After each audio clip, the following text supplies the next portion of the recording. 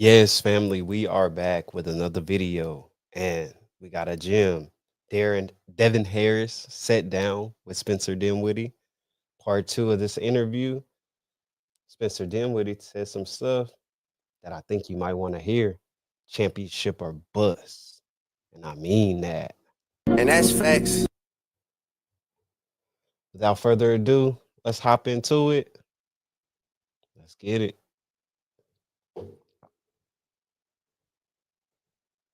My conversation with Spencer Dinwiddie, sponsored by Hennessy. We got to get Let me slow this down for y'all. They be talking too slow for me.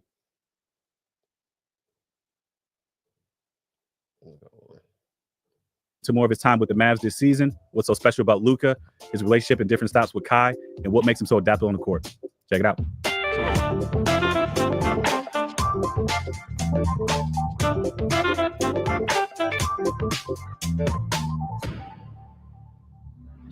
And we're going to dive more into the team that we're on now.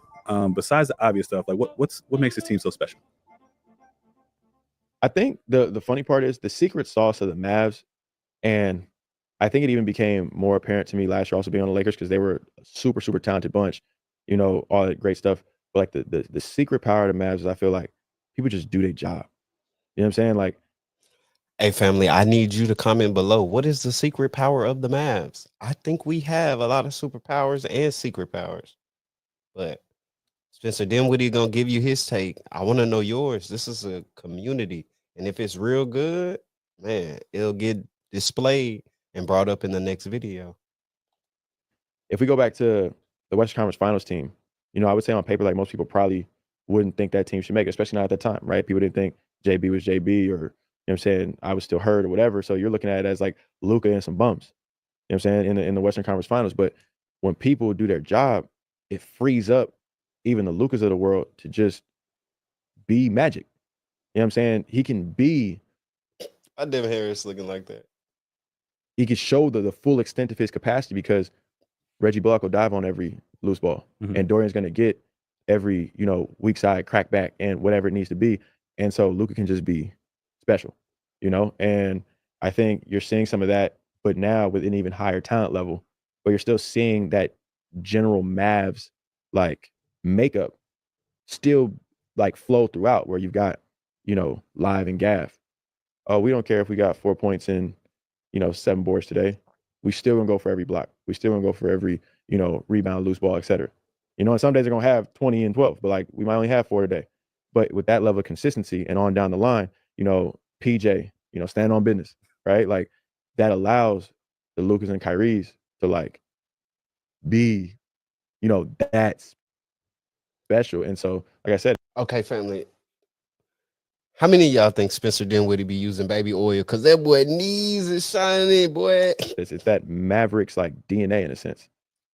So Ain't on a got day-to-day no basis, swag. like I think I know the answer to this question. Who sets the vibe, like daily? Who sets the vibe in terms of what, practice? Practice off the court. Lively brings the energy in practice. Live brings energy in practice. I think you know, we're talking like game time. I mean, we go as Luka goes.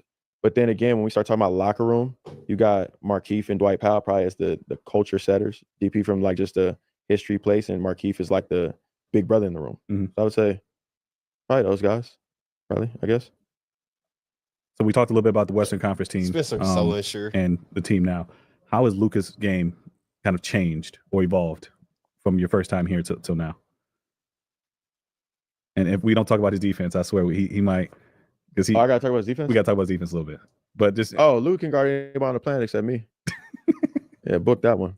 Hey man, every time I hear TGK say it's King. King would say that he feels Spencer Dinwiddie may be a great ISO one-on-one player, and he be saucing people up in practice. But we need you to do it in the game. Come on, dog.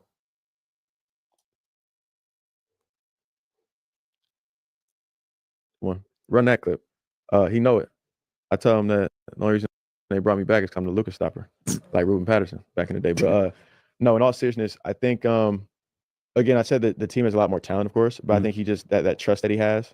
So he's kind of picking his spots on when to go and when not to go. And I think that does also help his defense as well. And so just you're just seeing refinement. And some of that's just age, reps, maturity, all of it. Like you're just seeing complete refinement and mastery of the game at a level that, I mean, how many in history have ever reached it? Maybe 20 guys, 30 guys, something like that. It's a level of ease that he makes it look too. Though. You know? Like, I don't think we've seen. No, and that's the thing. I think the greatest offensive engine in the NBA, in the history of the league that we've ever seen as a guard would be James Harden. He had that year that he had like 3,000 points or 2,000 points and 2,000 assists, whatever it was. Yeah. And I think if you look at Luka, you gotta look at it as almost James, a little bit less quickness, but you add a post game and bigger size. And so you're kind of in that, like, it's, you know, there's nuances as to how they're different, but like they function off the step back. They get into that stance. They're both really strong for what you would expect. You know, like I said, yeah, I would give James a little bit more quickness and maybe a couple more dunks, but you got to give Luka a post game, which allows him to control the game from a completely different like angle and matchup wise. It's a completely different look, because if James is always at the top or isolation or pick and roll, he's still kind of coming down at the basket. Like when you can just say, okay, we'll get a ball to Kyrie, but we're going to walk Luka onto the block. Now the geometry of the game changes again, right? So it's tough. Like I said, let me find out the Mavericks out here doing trig. I don't know how you stop them except for, you know, me, but that's it. We talked a little bit about Luka. You've played with Kyrie in different stops. Yeah. Would you say this is the happiest that you've seen him? And from a mental standpoint, like from a leadership standpoint? Well, I mean, I don't, as far as grading Kai's, it's a hard question for him. Happiness and emotions, like I'm always going to leave that up to him just because of, you know, knowing him. But I don't think it's rocket science to say he's happier in Dallas than Brooklyn, and those are the two places I played with him. Right. How that compares to his other stops, I don't know, and I can't speak on that. But it's always a pleasure to watch probably the most skilled player of all time in a way just kind of like paint on a blank canvas. Because like what he does is more akin to like artistry. You know what I'm saying? And a lot of ways you kind of got to just let an artist paint. You feel me? Like taking a while to get there. So I think that's where he's different than probably anybody we've really seen. It's like, oh, you kind of, you know, and you've got phenomenal players that have done outrageous things, the Wilts and the Bill, the Russells and Bron and Kobe, but it's like he kind of just is. He's an artist. He's in a different kind of category unto himself. And when you say that, you play with him on a daily basis. I've had to guard. I don't know that I've seen anybody that has an answer for everything you throw at him. Yeah, like he literally plays defense on offense. Yeah, like you want to take this away? I got something. I went to go hoop with my homeboy in his community where he stays. So I got the ball. I'm coming down the court, walking it down. I get to the 3-point line and I just pull up. You know what I'm saying? That's what you do. You pull up on these boys. They like, that's not going in on the double rim. Cash, nothing but net. First shot of the game. Stop playing games with me. Got something for that. Yeah. You want to take this away? I got nothing. Like there's no way you can pause. He's gonna get to his spots. Yeah, right. You're not gonna speed him up. With the handles shoes crazy in there. That's what I think is interesting. And the weighted typically basketball as an offensive player with the sleeve on. You're throwing out the first move, and then the defense has to react. And based on said reaction, you're gonna do whatever you're gonna do. Right. I think that's very typical. And some people have 1 counter, some people have 10 counters. Like Luka got 55 counters, right? But to your point, it's almost as if Kyrie is like, okay, what are you gonna do? And he's waiting for the defense to say, like, I want to do this. And he's like, okay. And that's very different because it's just a mind shift, right? Like it's almost like guys that are so slow, they're fast, right? Because you're like waiting for him to go, and the moment you stop, he goes, right? Because he's so slow, he ends up catching you off guard. Slow-mo. You know what I mean? Yeah. Kyrie, in terms of style wise, is so like there's so much he can do, and he's almost baiting you constantly that you just don't know what you're gonna do. So how you guard it. True. And this is gonna lead into my next thing of kind of what. Yeah, Kyrie be putting fear in them boys' hearts. They get there and they get in that stance and they get to patting them feet like they on the NFL drill. Get the feet buzzing like they about to start doing some up downs. He be wearing them boys out. What they say? Scratch them boys up. Get some music going. Kind of what we talked about. What I think one of the things that makes him great is his ability to get going offensively like that. Yeah. Right. He can wait first quarter, second quarter, third quarter. Yeah. When he makes up his mind, yeah, he's ready to start scoring. it's like It's over it goes to with. another level. And the way he picks his spots too, and feels it out for the game wise, I think he does it better than anybody. Oh, for sure. That's I mean, again, that talks about a high level of skill to think that any place on the court with either hand you can make a shot. So there's an extreme amount of confidence that comes with that and the work he puts in. And so I think that's where you see that like on off switch, because he's like, well, all right, I want to score now. Yeah. You know, but he's got the confidence and the work ethic, and he's practiced every shot and he's done every shot, and he knows you can't stop him from getting it off. So if you can't stop him from getting it off, all I gotta do is make it. Right. And as simple as that sounds, obviously it's far harder. So kids don't try this at home. But like that's what I really think is going through his mind. And so if you really feel, So let me help you out. Spencer Dinwiddie, with his explanation on this, it was very surface level. Kyrie has said on multiple occasions where he looks at the defense throughout the game. He sees when their legs are getting tired. He sees the rotations that they're missing. He sees a lot of things. Therefore, to bring it back, what Spencer Dinwiddie said, if he's knows that you can't take away everything and you got to give up something, therefore he's mentally preparing himself and getting accustomed to the way the defenses and defenders operate. So when the fourth quarter or the third quarter comes, he knows how to attack them. He knows that their legs are not as fresh as they need them to be. feel like if you genuinely not you're saying it, not provide, like you genuinely in your core feel that way, well then why wouldn't you shoot it? And why wouldn't you shoot it with the utmost confidence every time? And that allows it to snowball. Don't go anywhere. We got more Top Shelf right after the break. I'm Cornelia. The Hennessy ounces of Hennessy. Like we got a little frog. I'm disappointed though. Like, do they think like black people just love Hennessy? The economy is the way that the economy is. We not out here drinking Hennessy. Stop trying to promote that to us. Get us some essential water or something. Cheers. Up there getting drunk. Different roles. I've had many different roles. You know, first option, second option, sixth man, ninth man, 10th man. And you kind of got off to a slow start this year, trying to figure out what that role should look like on a daily basis. Yeah. I think you've kind of turned the corner a little bit. You've had some injuries that kind of help you get on the court a little bit more. My advice would be just shoot the bullets regardless, right? Like, you know what I mean? Like, so kind of talk us like kind of the path you found and the niche you found, whether it's high level assist game or whether you need to score 20 or it's just kind of fitting in with it. Where are you at with that now at this point in the season? I mean, I actually think our conversation helped for sure. And then to your point, injuries help. So injuries came with minutes, and then, you know, our conversation just about like, hey, just shoot the bullets, go be you. You know, I think coming in, understanding we're gonna get some young guys a chance, things like that. I think is par for the course, especially when we kind of have a margin for error. Obviously, whenever Luka and Kyrie on the court, like odds are we can win most nights. So you have a margin for error when you start talking about like 6 through 9. And yeah, so when I got out there, now with getting consistent minutes and stuff like that, it gets more into just like the flow of basketball and being a vet and understanding and like reading Luka and Kai, understanding how they like to play, the differences of what they like to do. And then that's also where confidence and work ethic come into play, because like I genuinely. Okay, family, do y'all really think Spencer Dinwiddie be be spreading that rock, or he be pat, boy be acting like he on 2K and he just got Superstar 4? Feel at any given time, like now skill level Kyrie, no, of course not, nothing like that. But we're talking about like that ability to like make a shot or get to where I want to go. Oh, I genuinely feel like I can do that at any point in time, all the time. Like, so read Luka, Kai, etc. But now if it's I'm playing 25, 30 minutes, whatever, and it's like, oh, okay, I got this guy. I'm gonna pick this spot right here. Boom, get a bucket, catch and shoot off of Luka. You know, run the floor with Kai. Boom. So now you get to 7. He's explaining this as if he get the ball and make a move, man. I be on the playback. They be talking about Spencer Dinwiddie had a ball the whole time of the shot clock. Then he want to put it up the last minute. 9. Boom. And now when it's time to hit the big shot, I got something for him. Well, I've been doing this. You know what I mean? I may not have to do this for us. You know what I'm saying? Our current iteration, which is cool. Because like I said, look at Kyrie, nice.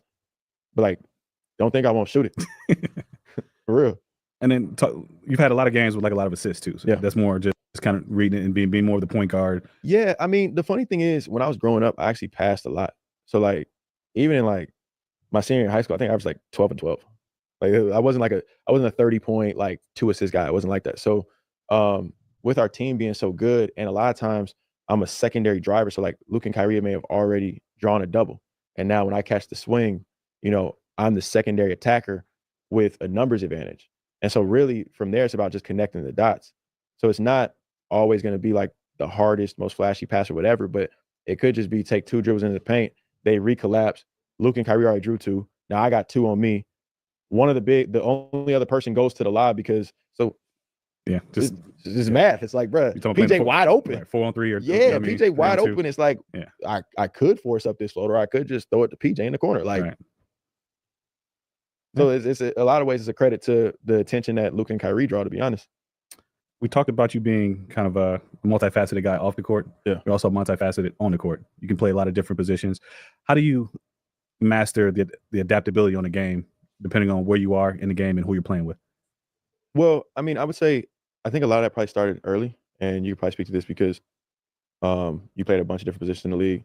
And also, I'm assuming probably when you were young, you probably played with older guys and stuff like that. Yes. And so that's kind of a lost start now, right? Like when you're 14 now, I feel like you're trying to be the James Harden of 14-year-olds. You're not playing 18-year-olds where even the average 18-year-old he may not be better than you, but he could do things physically that could bother you or whatever. So you had to learn how to play in that team concept. Yeah. And so I think that's where it came from. And then also on top of that, like really wanting to win, so if you can be honest and accountable and you really are trying to like look at the game and say, okay, what do we need? And some of the things you're not gonna be good at, right? Like maybe we need some block shots. Well, it's not really my thing. Like I might block a guard, but like I ain't challenging Gaff at the rim. I'm not getting monkey dunked on. It won't happen. I will foul. I promise you. But there are gonna be other things. And like I said, maybe it's setting screens for Luka, getting the weaker defender onto him. When I get in the paint, for example, and the defense collapse, making the right read and not just saying, "Oh, Spencer has to score." Spencer got to score. Accountable. We've been playing this game so long. You tend to know the right stuff to do. Especially if you've had all these different roles. Like maybe if you've always only been the number one guy, it's a little bit of a mind for you, right? Like maybe you only know how to do that. Right. But when you've been, and again, like I said, Detroit. Yeah. If there was 15 people on the roster, I was 16th. So don't get it twisted. I didn't play. My bad, y'all. Let me upgrade the quality for y'all.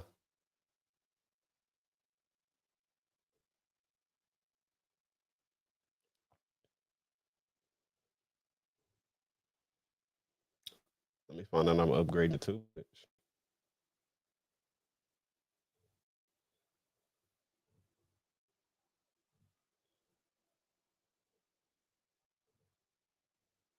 Right.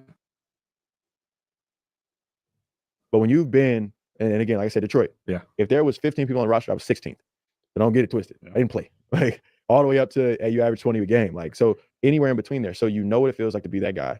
It allows you to also meet people there emotionally too, teammates and stuff when you're talking to them. So I think it's all of those experiences, all that combined, and then just actually wanting to win. If you could take one of your teammates' skills and upload it to your game, who would it be? One of my teammates' skills. Who you gonna pick? Spence? Honestly, y'all are probably looking for a Luka Kyrie answer.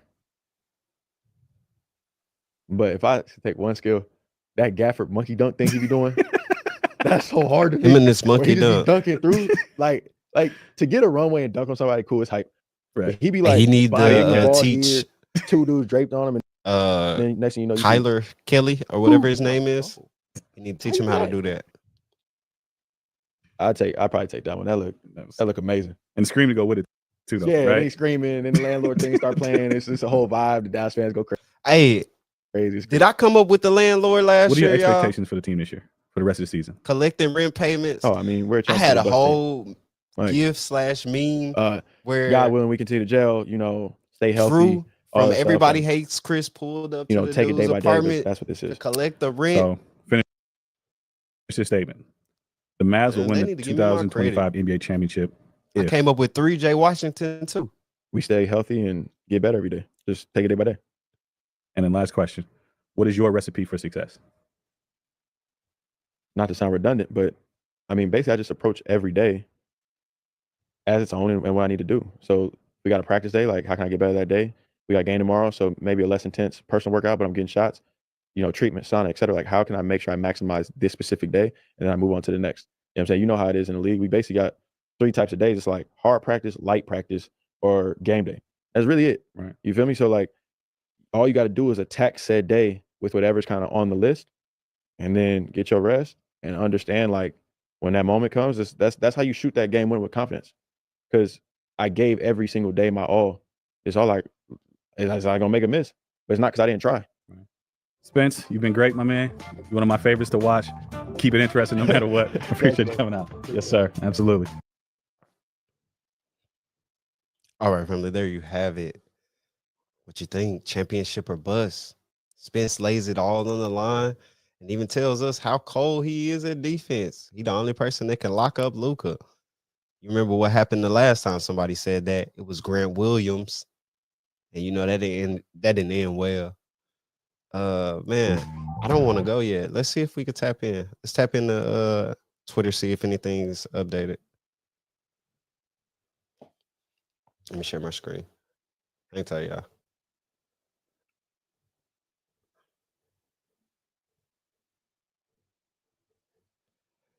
Let's do this. Let's get some music going. All right.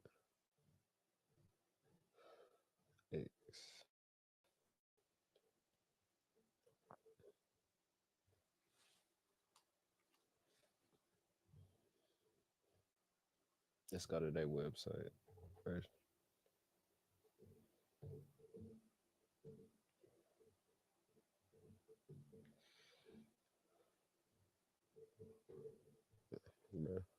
Ain't nothing good there. Ain't nobody really trying to get Jimmy Butler like that. Hey, forgive me, man. Some of these drops are on my keyboard, so when I type, you might get a few. Excuse me.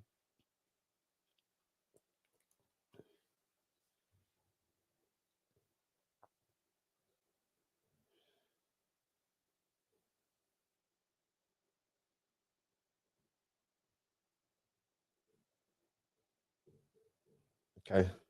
Andre Iguodala is gonna retire February 23rd against the Dallas Mavs.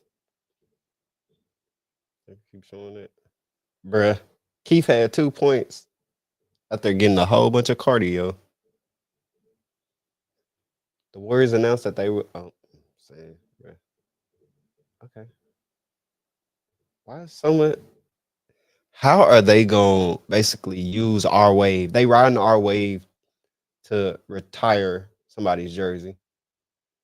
Dallas Mavericks, and all I get is Warrior feed.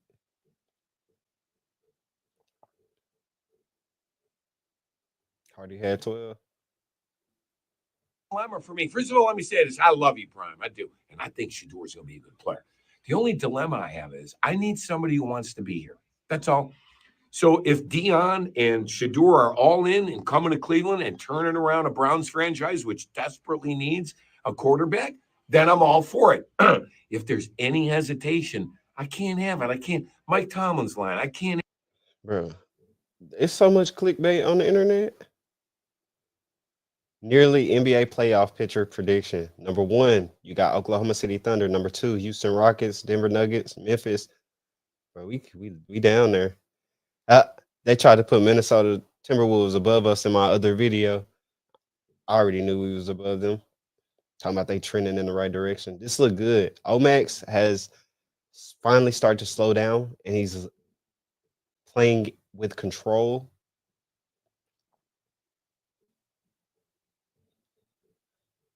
Voice. I thought it was. I said this on my other stream. Jason Kidd likes this Kyler, what's his name? Kalar Kelly. He likes him. And then I'm getting hints of Daniel Gafford and Derek Lively mixed in one, because you get the height that Daniel Gafford doesn't have, and then you get the aggressiveness with catching the lobs and putting them down that Daniel Gafford has. If Derek Lively does not get healthy soon and cannot bounce back and really compete with this guy that they just brought in, I can honestly see him being our most valuable trade piece, and I wouldn't be surprised. That's all I'm gonna say.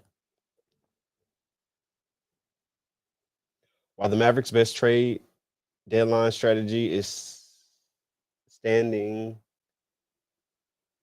pat and getting healthy.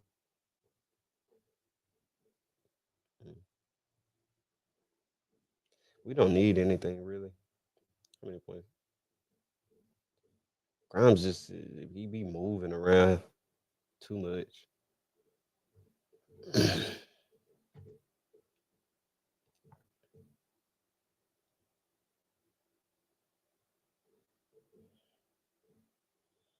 All right, family. I'm gonna go ahead and shut the stream down. Appreciate y'all for tapping in. Make sure you like, subscribe, comment below, and let your voice be heard. And if you drop a comment in the video and you want me to bring it up in the next stream, I'll probably go live again later on this evening. Maybe like in a couple hours. If I find something that's gonna make me want to go live, then. But outside of that, until next time, holla. We out.